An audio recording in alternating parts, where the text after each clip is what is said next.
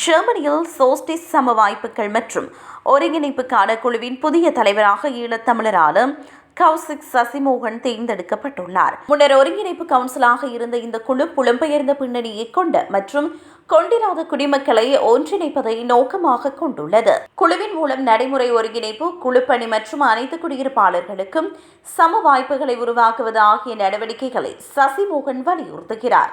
அத்துடன் நகரத்தில் ஒருங்கிணைப்பு பணிகளை வலுப்படுத்த குழு முறையான அமர்வுகளுடன் அடிக்கடி சந்திப்புகள் மற்றும் கலந்துரையாடல்கள் செயற்படுத்தப்படவும் திட்டமிட்டுள்ளார்.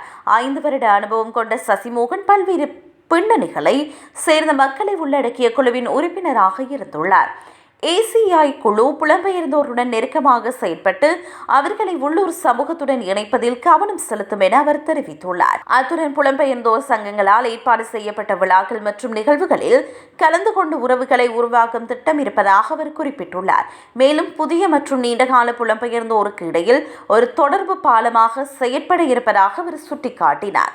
இதேவேளை வேலைவாய்ப்பு மையத்தில் ஆலோசகராக பணியாற்றும் சசிமோகன் பல்வேறு பின்னணிகளை கொண்ட மக்களுடன் நெருக்கமாக பணியாற்றிய அனுபவம் கொண்டவராவார்.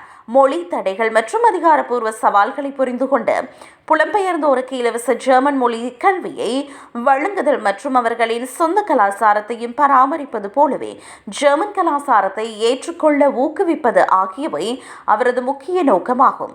இலங்கை சேர்ந்த தமிழ் பெற்றோருக்கு சோஸ்டிஸ் பிறந்த சசிமோகன் சமூக பணிகளை மதிப்பவர் ஆவார். அதே சமயம் உள்ளூர் மற்றும் இலங்கையில் சமூக திட்டங்களில் தீவிரமாக செயற்படும் நபராகவும் அவர் பார்க்கப்படுகிறார்.